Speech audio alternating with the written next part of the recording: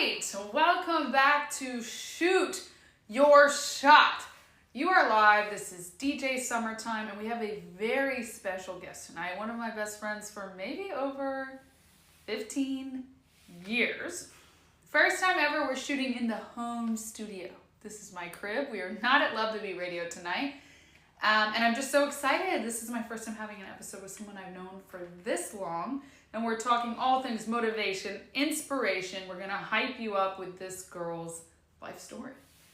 So, Shoot Your Shot is all about going for it in your life. And there is no dream that is better than another dream. Whatever it is that you want to go after, it's all about being bold, not caring what other people think, being fearless, and going after your dreams. So, the very first question we have for my guest, Natasha Saltz, this evening is, what does shoot your shot mean to you? I'm so sorry.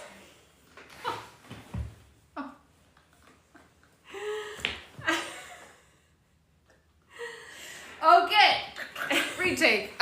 So what does the mentality of shoot your shot mean to you?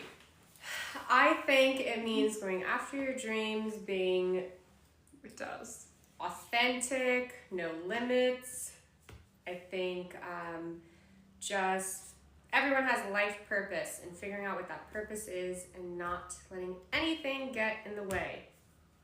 Hell yeah, I agree. So Natasha, And created by one of my favorite people. hey, that might be me. So Natasha and I have known each other for a very long time, so it's a very special episode. And we have lived in New York City together, and now we are living in London together. So obviously we are American ladies.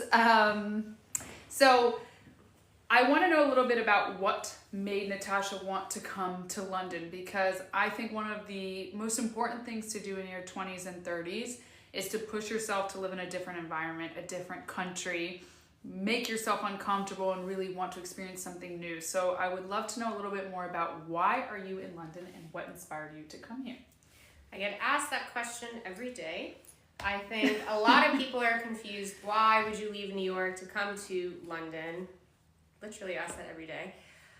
I feel I was always drawn to England.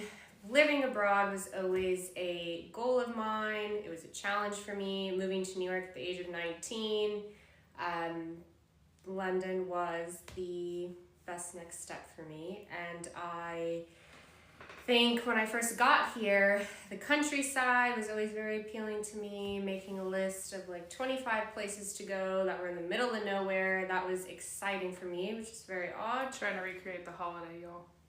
Yes, did that. Great film. A few times.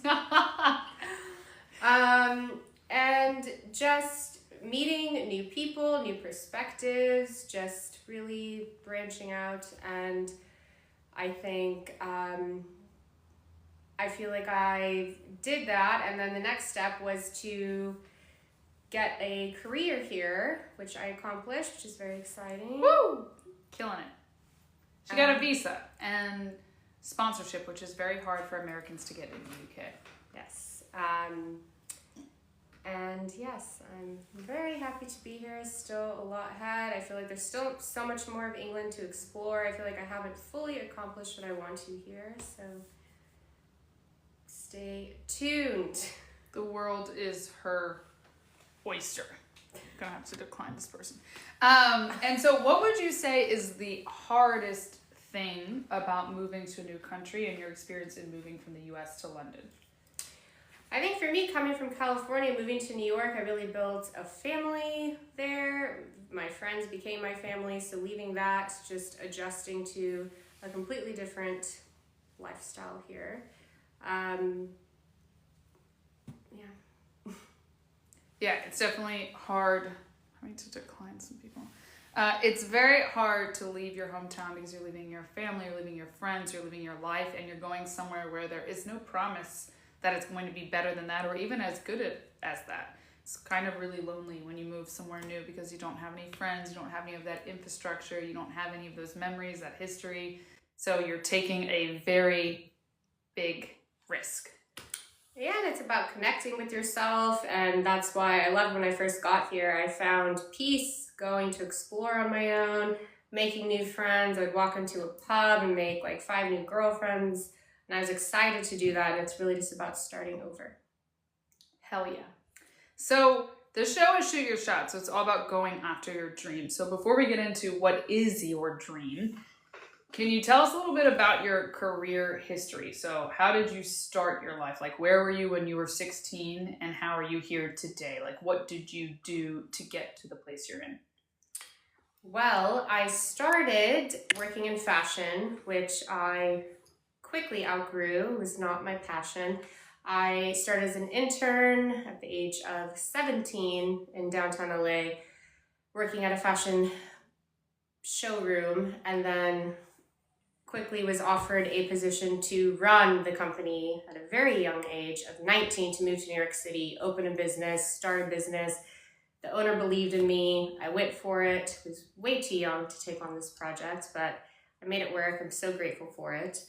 From there, I moved into PR. I worked with a lot of different photo studios, companies, and I'm now working for a high-end travel concierge company doing property management and travel itineraries. So freaking cool. I would argue that you had an experience at a very young age that most people never have, where you had so much responsibility, you were living on your own, you were doing something you loved in fashion, you were given a lot of responsibility very early on, and then you moved to a completely new place, which I would argue that moving from LA to New York is more shocking than moving from New York to London, or that's how I feel. Very so much. that's Yes. pretty awesome that you did that at the ripe age before you were even 20. Yes. It's really cool. Yes. And I think once I got to New York, I originally thought I was going to be there for 6 months, never went back to LA. Loved it, loved the ambition of the city, the energy, and just started my life there, and it became my home. That's awesome. Yeah, I feel like you did so much more than most of us do at a young age, and it's something to be very hyped about. You were shooting your shot before we were even thinking about shooting our shot. Okay, and so about your career now, yes, you've told us a little bit about it. Where, in your dream of all dreams, where do you want that to go? Or do you see your career in a completely different way than what you're doing today? I love what I'm doing. I think planning travel itineraries and dealing with very exciting clients every day is different. You have to multitask the day. It's not just a robotic job. You really need to be creative, and I'm dealing with a lot of wonderful, wonderful clients, and that makes you want to deliver for them. I think having my own business, not so much. I think it's really nice to be in a collaborative team, but still deciding. Nice. And yeah, entrepreneurship isn't always the answer. And I actually feel like a lot of people are always quick to say, oh, I just want to start my own company. But actually, a lot of the dream is having a collaborative environment that's already established, that's already successful, that you can add value into. I think a lot of people think they're above working for other people or being a part of a company. And I think that's a really sad take on entrepreneurship, because you can also be entrepreneurial within your own role within a company. Yes. You can be a self-starter. All right, so let's shift into some different questions. Sure. So if you had to give your younger self, so let's talk about the Natasha we just mentioned, who was 17 years old. What is a piece of advice you would give her now that you've experienced the life that you have? I think not to quit things I start when things get tough. Just stick with it, and probably it's a very tough question there. I got the Ask tough me questions. this. I think, not get distracted and not lose myself by distractions. You know, you live in these cities, you meet people, you want to party, you want to date, you get sidetracked from your own personal goals. So I think just always having that relationship with yourself, putting yourself first. Maybe that means being selfish at times. I feel I am a bit of a people pleaser. I don't put my needs first and my own goals. So I would tell that to my younger self.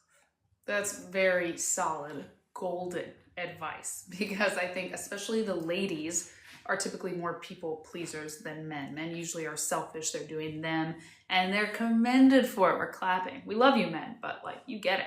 But women, when they are, typically people pleasers, they're afraid to say what they're thinking. They typically go with the flow. They want to make other people around them happy. And sometimes they sacrifice their own desires, their own goals, their own priorities for other people, which is really sweet. But it is not for their goals and their dreams. So I think that's a really cool, special thing. Okay. So in terms of your life, is there something you look back on for your younger self that you kind of feel regret towards, or something you would call maybe a mistake you made, but now you've learned a lot? I like to call it my favorite accident or my favorite mistake that I've made as a person. Yes, going back to what I was saying, I think entering relationships that deter me from achieving it's almost like having an anchor in your life. I think I had that experience while I was in New York, and it does make me sad because I do feel like I achieved so much in New York City, but it held me back a lot from a lot of things I wanted to do. So I would do that differently and just maybe not get so used to having that chaos in my life and achieving peace and happiness with myself. Very nice. The chaos always reminds me of that song with Eminem and Rihanna, Love the Way You Lie. And we're back live with Shoot Your Shot. This is my dear friend, Natasha Saltz. Natasha, how would you describe yourself quickly so I can introduce you properly? Natasha Saltz, like career title or... Well, whatever title you want. Natasha Saltz, she's one of my best friends, but as well, how would you like to be known? You told me you weren't going to put me on the spot. Sorry about that. Like, typically I'd be like, Natasha Saltz, my best friend. I don't have a title. My job title is account manager, but I don't want to be known Fuck as job an titles. account What do you want to manager. be known as? Forget a title. I don't care about I'm that. going to circle back to that one. We're going to circle back to that. You guys stay tuned. Okay, so this is Natasha Saltz, a.k.a. one of my best friends, and job title unknown. I'm just kidding. Okay, so we're back to this really wonderful interview, and actually Natasha has a great job. She secured a visa to work in the UK in a field that she has been in for many years, so she's being humble and weird, but she has a wonderful title, which I'm not sure what it is, but I know what she does, and this girl works hard. We can think about it. No.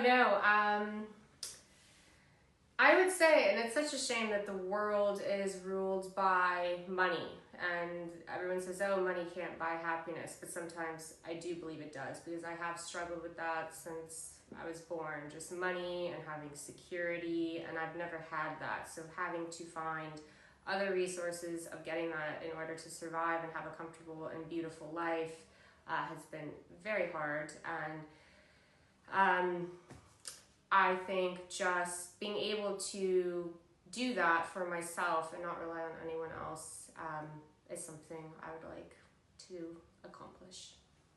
Absolutely. I do think it's funny how we always say, like, money doesn't matter, money can't buy happiness, and it's like, but we do need money to survive, and when you don't have it, it causes, you to act out of desperation or act out of stress. Exactly, and makes life hard. Yes. And just at the end of the day, we can only rely on ourselves, and that is something I have learned at 32. I can't believe This girl's young. She's young. I'm 35. Moved here the day the Queen died, remember? Yes. So 2 years ago? 3 years ago? 2.5. Okay. Day the Queen died was my R.I.P. 30th. That's right. And rest in peace. Yes, to her. To the Queen. But truly. But yes, you did move here then. That's crazy. Okay, one other question on kind of the same token.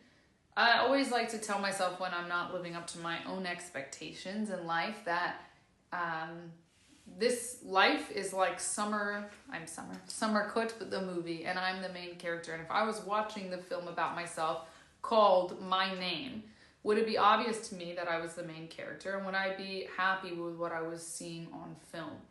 If there was a film called Natasha Saltz, that's her name, I'd be the very movie, disappointed watching how would you it. feel about the film and what would you want to change?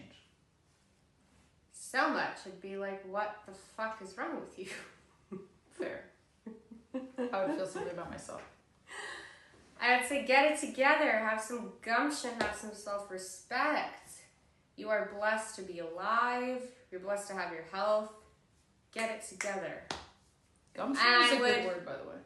Thank you. I learned it from my mom. It tells me that every day. Get some gumption. Beautiful answer. I think like we always forget about the little things in life, but you just touched on that. Just being alive. And I think that's really cool. Like breathing air, getting a coffee, calling your mom. Like everything you said, like even if things aren't going your way, but you can wake up and call your parents or say hi to someone at Tesco or anything, that's kind of like what makes a life. So it's a beautiful answer. Yes, and thank you to the people that serve you coffee. It's very nice. Totally agree. So that's kind of what motivates you to get out of bed in the morning, which is the best answer I can imagine. When you think more specifically about your life, was there somebody in your life specifically that you looked up to or that motivated you or inspired you to kind of keep going in whatever capacity that was? I think there were a couple people. Obviously, my mom. Shout out to Isabella. I personally love her. But you'll see this. We love you. Download it.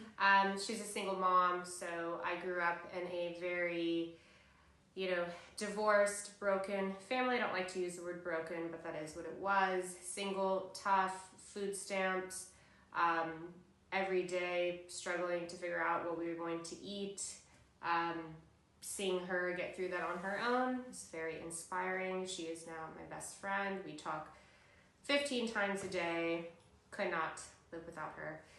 I would also say my grandpa. He was the smartest man I know. He was so proud of me for moving to New York and just every day would check in on me. And before he died, called me and was not even sick. And he told me, I don't feel well, you need to come. I was like, you're not sick, Grandpa. And he died the next day, so I had my last moments with him. R.I.P. to your grandpa. And we were living together when that happened. I still remember in New York. But that's amazing. You had such great influences in your life. I never met your grandpa. You sound like an incredible man. And I know your mom, and she's an incredible lady. So that's amazing. On the topic of motivation and positivity, could you share with us what you would consider your biggest win in life thus far? It doesn't have to be career, but just what has been your biggest win as a human being on Earth?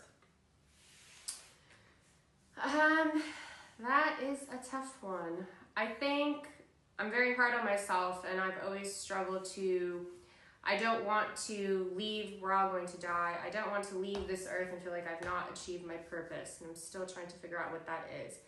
I'm blessed to have this visa, and I'm accomplishing one of my goals, but I think, what was the question? My biggest win. Yeah, in life in general, what would you say to so far? Obviously, we have many more wins ahead of us all. I think,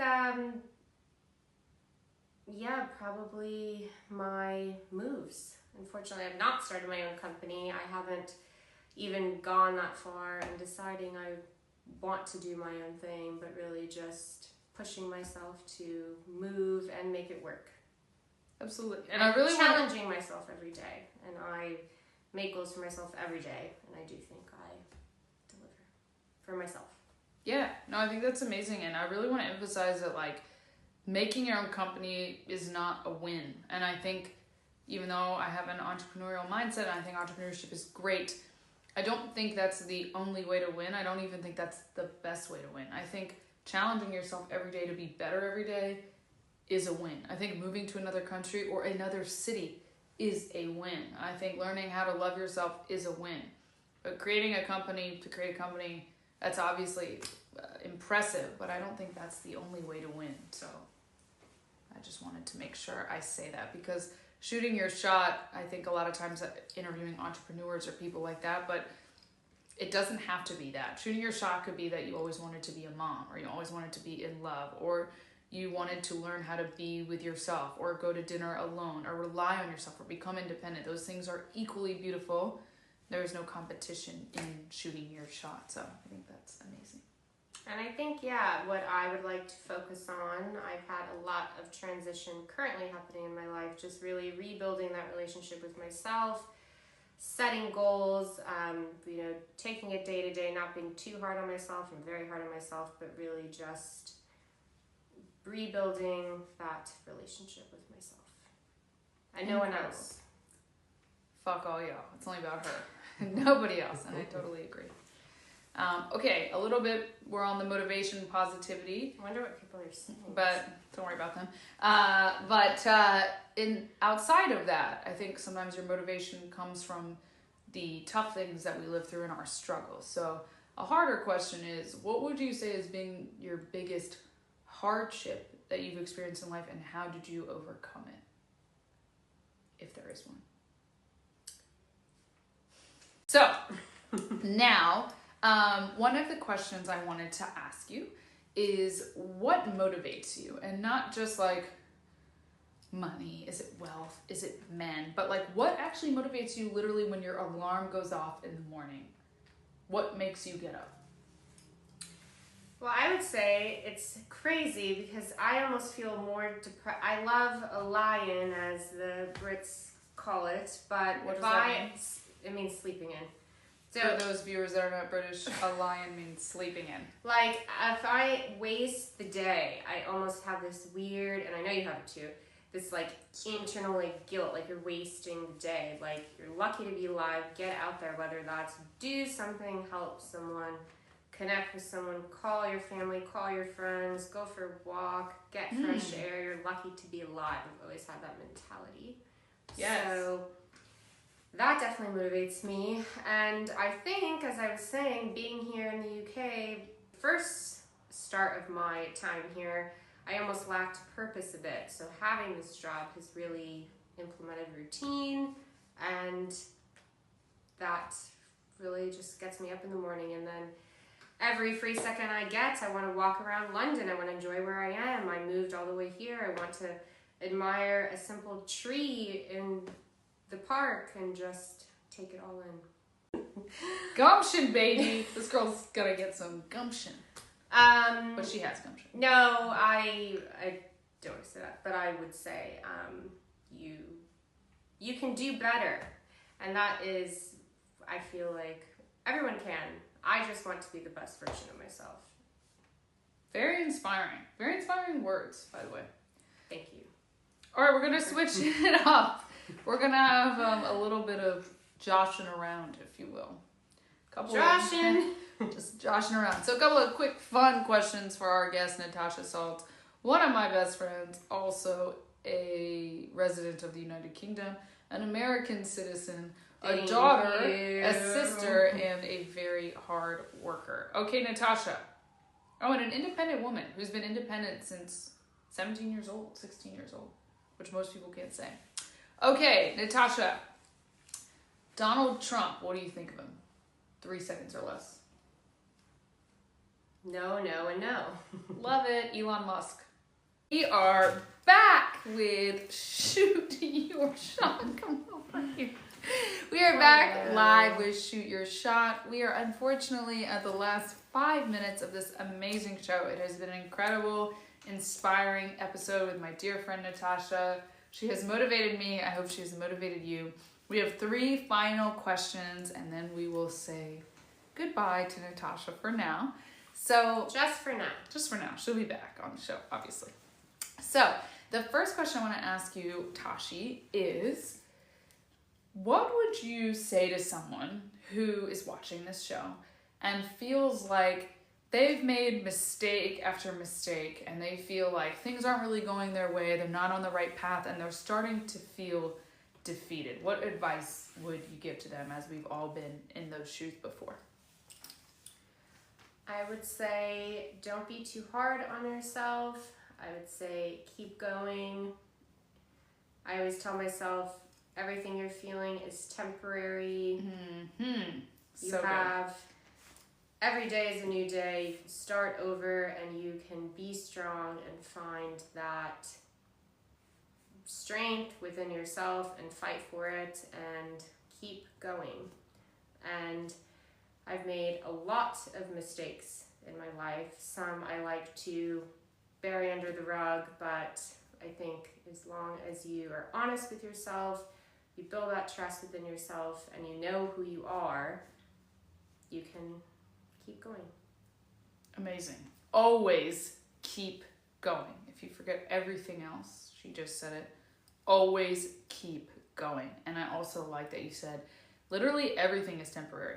The good things that happen to your life are temporary, and the bad things are temporary. They are equally temporary. It can't be good all the time. It can't. And when it is good, it will eventually be bad, and vice versa. So when something is really amazing is happening, appreciate it because it's just a moment. And when something shitty is happening, appreciate it because it's just a moment. It is temporary. So it's very good advice. Okay, second question for you, Natasha, is let's say there is a heaven. You know, it's debatable these days, and let's say we all believe in it. If there is a heaven, what would you wish and hope you see when you arrive at heaven's gates? Many things. I would like to see my grandpa, firstly. Can't wait to be reunited with him. Whether that's next lifetime, I know I will. We were best friends.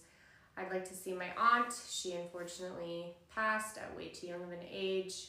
I talk to her all the time. I want to see them both together. I'd like to be at peace, somewhere beautiful. I'd like my mom and the closest people with me there, and just to be at peace and feel like I'm not very religious. I will make that clear. I went to Catholic school. My dad was a Christian minister. My grandparents were Jewish. I've got a lot of religions going on, but I do believe in past life connections and so on, and I do know I will see them again. And you have to make peace with death because death does happen. So I know I will be reunited with them one day. For sure. Super and I can't deep. wait for that. It's weird she didn't mention that I would be there in Of heaven. course you would. I wasn't mentioned by name, Of but course you would. I will be there. Don't worry. Okay. I don't want to think about us dying right now. Yeah, just joshing around. Okay, the very final question. I'm so sad this has come to an end because it's been a lot of fun. But really, I just want to ask you, Natasha, one, are there any final thoughts you would like to leave with the viewers? In addition to, what can the world expect from Natasha Saltz? Answer that in any order that you would like. Yikes. I think, sorry, need a moment. I think really just, sorry. Take your moments. This is real. We're thinking. We're live thinking. And that was a live question, not rehearsed.